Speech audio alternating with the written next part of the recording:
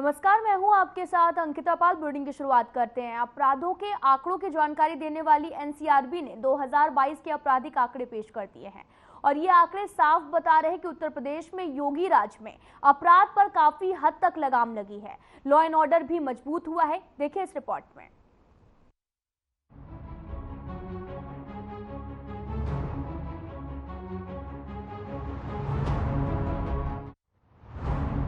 NCRB ने 2022 के अपराधों का आंकड़ा जारी किया है। यह आंकड़ा उत्तर प्रदेश के लिए भी जारी किया गया, जिसमें देखा जा सकता है कि योगी राज में लगातार आपराधिक आंकड़ों में कमी दर्ज की जा रही है।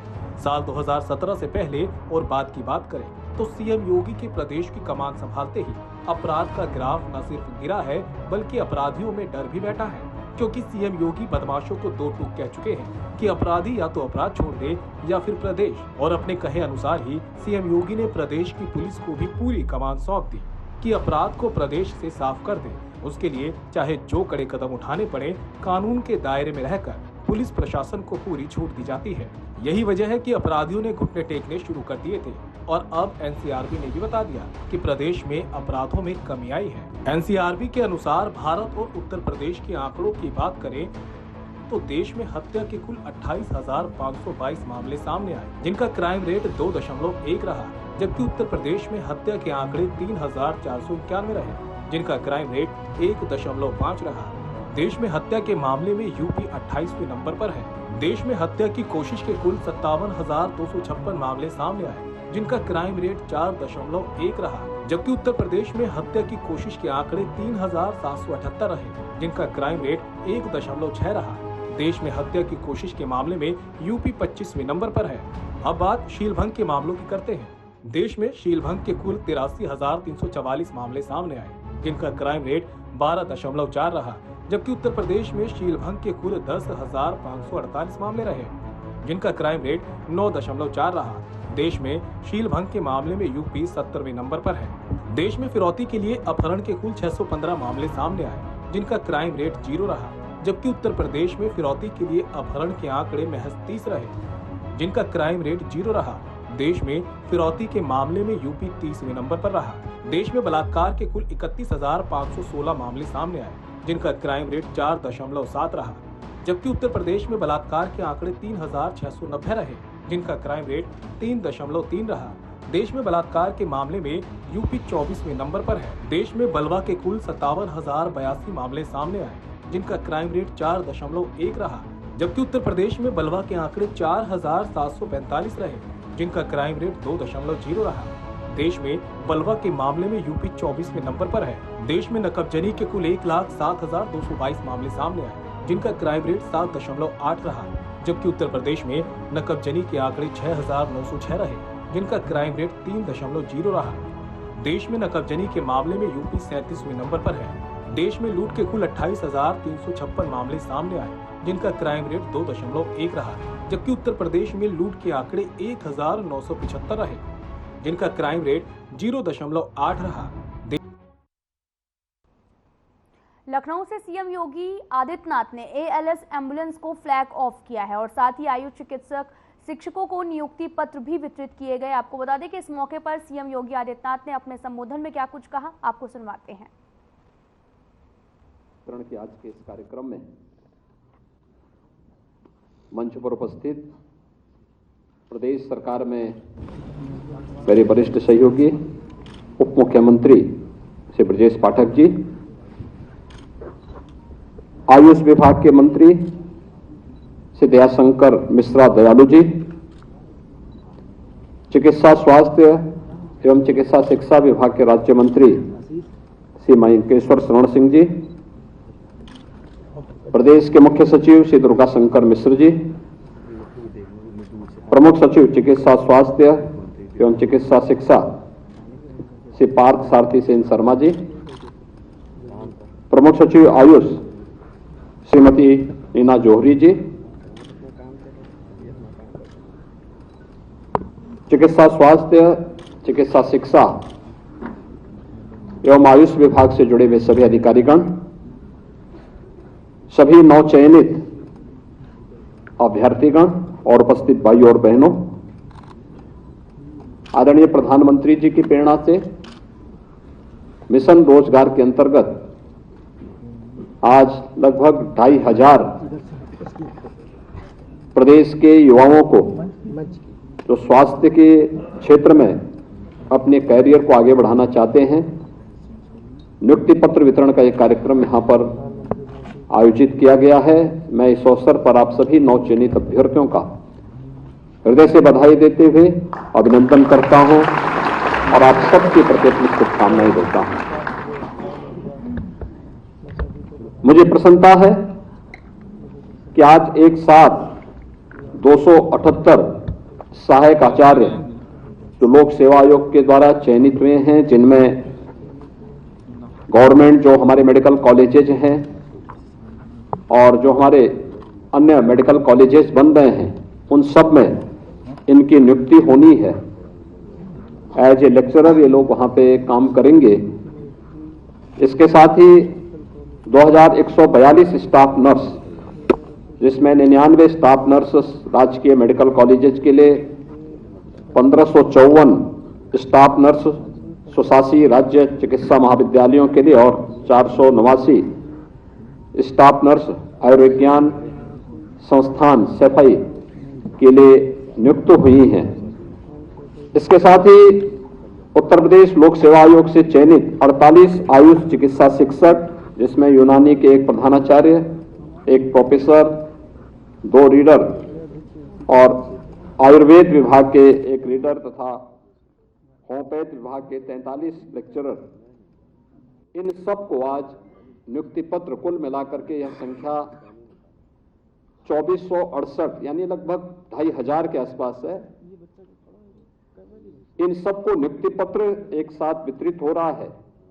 यहाँ पे जो राज्य मुख्यालय पे आ सकते थे राज्य मुख्यालय में, बाकी शेष अन्य लोगों को प्रदेश के विभिन्न जनपदों में माननीय मंत्रियों और जनप्रतिनिधियों के माध्यम से नियुक्ति पत्र वितरण का कार्यक्रम वहां पे आयोजित हो रहा है।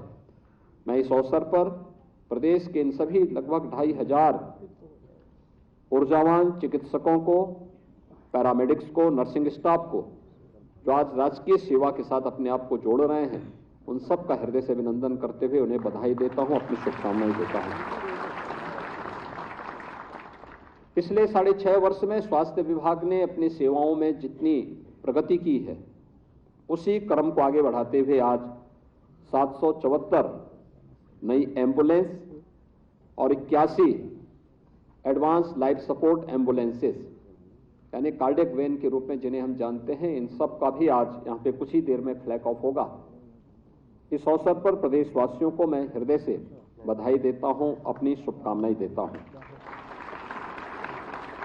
हम सब जानते हैं कि जीवन में व्यक्ति के पास कितना भी धन संपदा आ जाए, कितना भी उसके पास वैभव आ जाए, लेकिन अगर उसका स्वयं का स्वास्थ्य उत्तम नहीं है तो उसके लिए इन सब का कोई मूल्य नहीं होता। हमारी परंपरा भी इस बात को कहती है कि शरीर माध्यम खलु धर्म साधनम, यानी जितने भी धर्म के साधन हैं,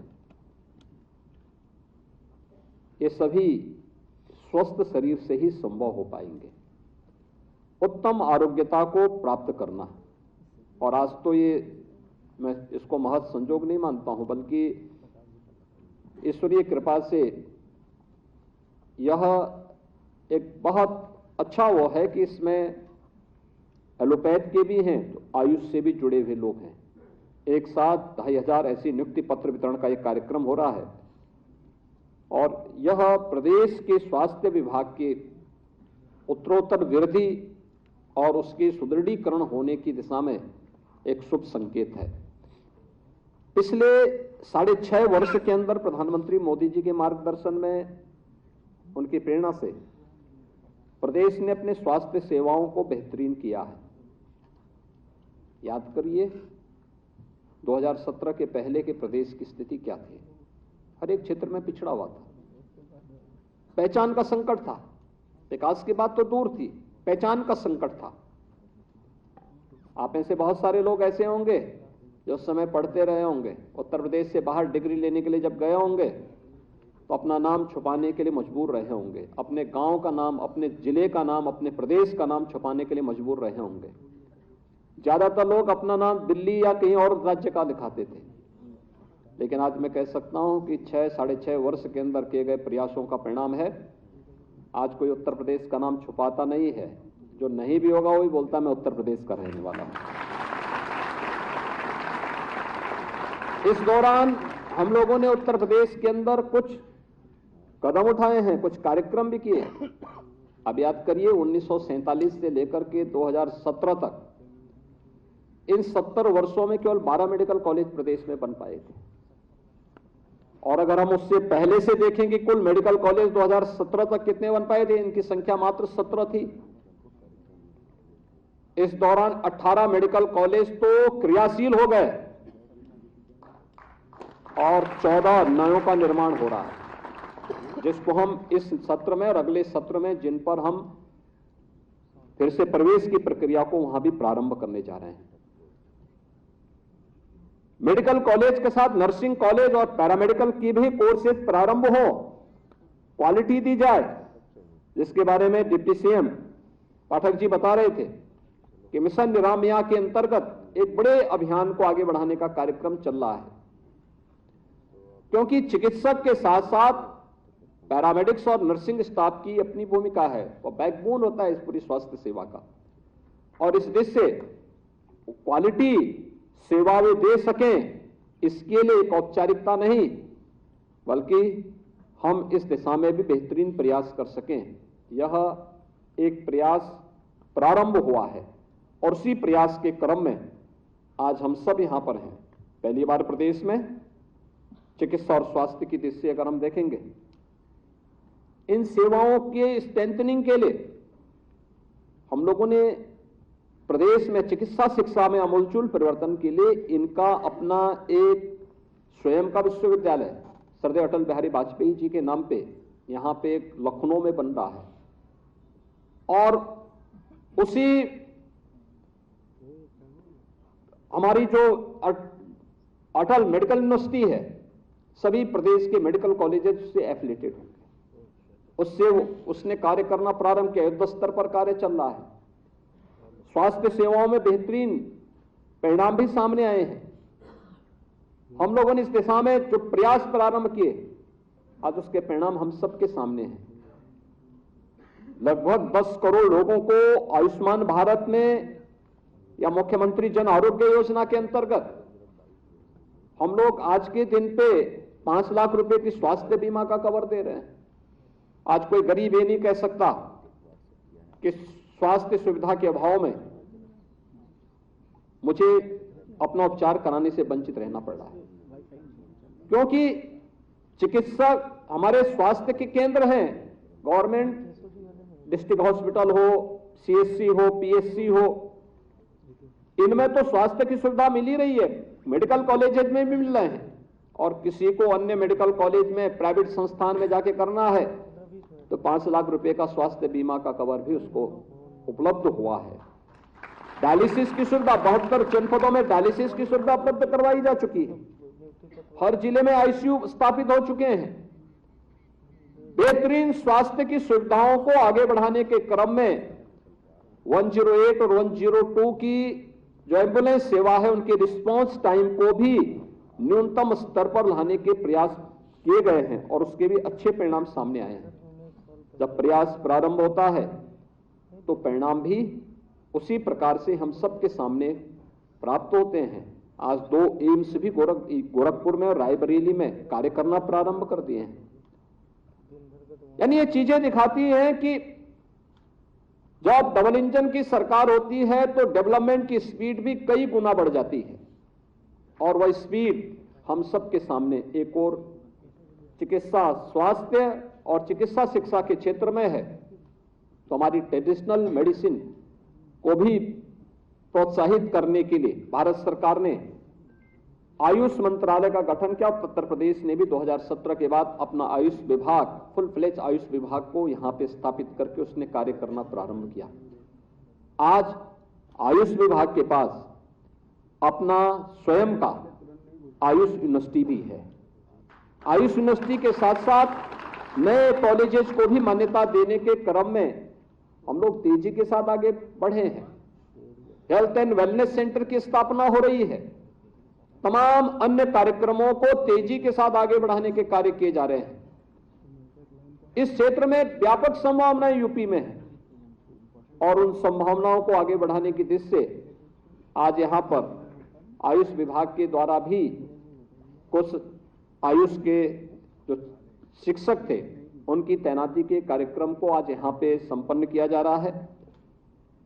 भाइयों बहनों, महत्वपूर्ण ये है, इसमें प्रिंसिपल का भी तैनाती हो रही है और साथ साथ सहायक आचार्य के रूप में आपकी भी लेक्चरर की भी तैनाती हो रही है।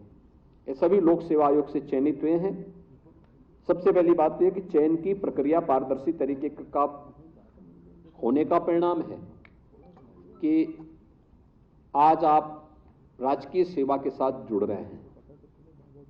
याद रखना, आपकी गरिमा और आपका सम्मान तभी बना रह पाएगा जब आप समय के 2 कदम आगे चलने की सामर्थ्य रखेंगे। Principal head of the institution होता है। मेरा मानना है कि संस्था का हेड जैसा होगा पूरी व्यवस्था वैसे ही होगी। जहां अच्छे प्रिंसिपल काम कर रहे हैं, समय देते हैं, एक एक गतिविधि पे नजर रखते हैं, वहां पे हमारे मेडिकल कॉलेज भी अच्छे चल रहे हैं, मरीज भी संतुष्ट होता है, कर्मचारी भी टीम भावना से वहां काम कर रहे हैं और वहां पर जो व्यक्ति अपना ये प्रयास करता है वो स्वयं भी यशस्वी हो जाता है। लेकिन जहां पे लापरवाही होती है, टीम वर्क नहीं होता, व्यक्ति अपने तरीके से काम करता है, समय पे नहीं है, स्वयं आता है, किसी चीज पे ध्यान नहीं देता है, केवल एक औपचारिकता बना देता है, तो वह स्वयं तो गाली खाता ही है, हमें भी गाली खिलवा देता है।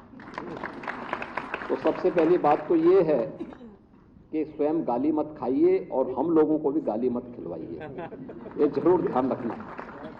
दूसरा, इस चीज को ध्यान रखने की आवश्यकता है कि हम एक लेक्चरर के रूप में जा रहे हैं। आपको क्लास तो लेनी है लेकिन ओपीडी में भी बैठना है।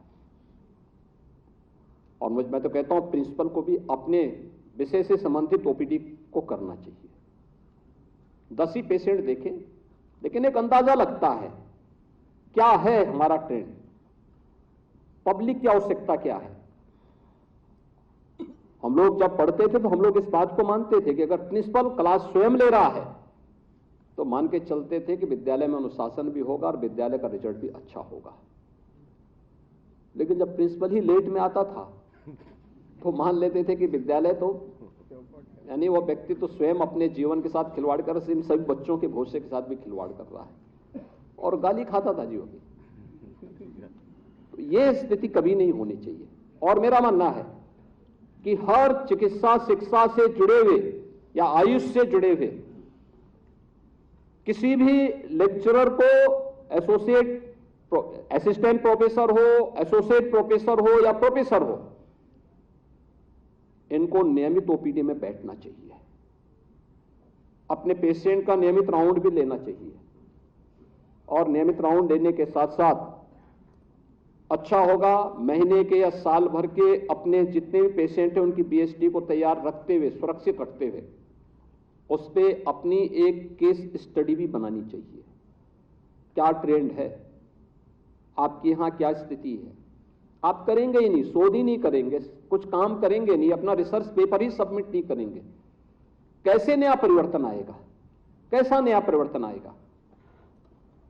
हमें बहुत सारी चीजों को स्थानीय परिस्थितियों के अनुरूप उसका उपचार भी ढूंढना पड़ेगा और ये संभव है, क्या आवश्यक नहीं कि जो बीमारी यहां पर है उस बीमारी का उपचार जापान में या फिर यूरोप में या फिर यूएस में या में ढूंढा जाएगा तब वो आएगी। तब तक कई युग बीत चुके होंगे और पहले यही होता था। आप याद करिए, कोरोना कालखंड आपके सामने है। अगर कोरोना में जो ढल रहा था उससे पहले 2014 के पहले वही रहता और प्रधानमंत्री मोदी जी भी ये मानते कि चलो वैक्सीन कहीं दुनिया में लोग बनाएंगे तो वही वैक्सीन हम लोग ला देंगे, ऑर्डर दे देंगे, आ जाएगा, तब तो बच गया भारत का 142 करोड़ की आबादी का भारत। कोरोना पूरे देश को अपने आगोश में ले लेता है।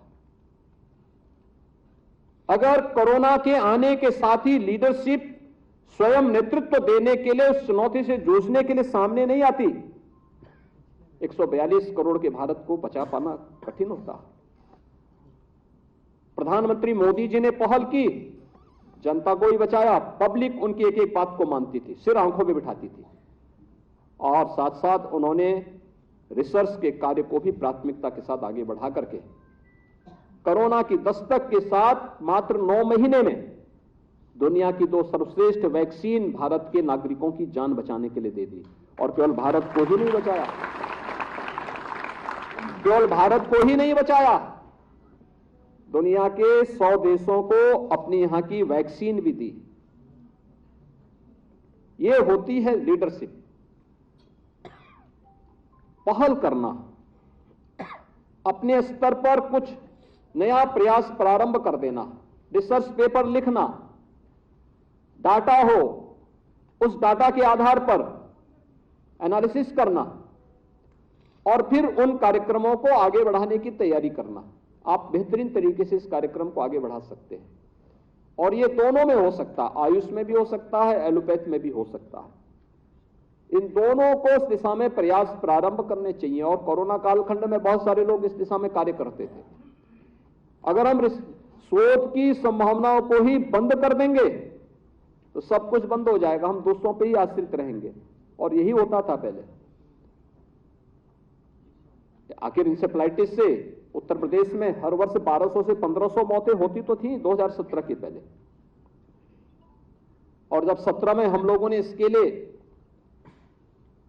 अभियान चलाया, अंतर विभागीय समन्वय के माध्यम से स्वास्थ्य और परिवार कल्याण मंत्रालय को हम लोगों ने नोडल विभाग बना करके इस कार्यक्रम को आगे बढ़ाया, तो आज परिणाम हम सबके सामने है। लोगों ने हमारे प्रयास की खिल्ली उड़ाई। पहले हम लोगों ने जब प्रभावित क्षेत्रों में साबुन वितरित किए, स्वच्छता के प्रति अभियान चलाने के लिए लोगों को आह्वान किया, परिणाम क्या था? 3 दिन तक ट्रायल चला था, मीडिया ट्रायल। ये देखो, बयानबाजी शुरू होती, गरीबों का अपमान हो रहा है। हमने जो स्वच्छता के कार्यक्रम को चलाया तो उसको भी ट्रायल किया गया था, और यही केवल यहीं तक सीमित नहीं था। जुलाई 17 में अभियान चलाया गया कि ऑक्सीजन से मौतें हो रही हैं, ऑक्सीजन के अभाव में मौतें हो रही हैं। हम लोग गए, संजोग ये था कि उस संस्थान में 3 दिन पहले मैंने स्वयं विजिट किया था। मैं भौचक था। जब मैं गया, वही पेशेंट वहां लेटे हुए, तो मैंने प्रिंसिपल से पूछा, मैंने कहा भी आखिर ऑक्सीजन के अभाव में कौन लोग मरे हैं? पेशेंट तो सब वही हैं, क्योंकि जिनको मैं 3 दिन पहले देख के गया था। कहा साहब पता नहीं कैसे कोई चला रहा है। ये चीजें भी होती हैं, और आज वही इंसेफ्लाइटिस उत्तर प्रदेश में जहां 1200 से 1500 मौतें होती थी, ये मौतें लापरवाही थी, ये मौतें टीम वर्क नहीं था, ये मौतें गरीबों के प्रति उन लोगों का संवेदनहीनता का प्रदर्शन करता है जो जाति जाति के नाम पे समाज को भिड़ाने का काम करते हैं, कमजोर करने का काम करते, देश को कमजोर करने का काम करते हैं। उन लोगों के चेहरों को बेनकाब करती हैं कि इसी प्रदेश में 40 वर्ष में 50,000 से अधिक बच्चों की मौत हुई थी। आखिर वे 50,000 बच्चे किसी परिवार के रहे होंगे।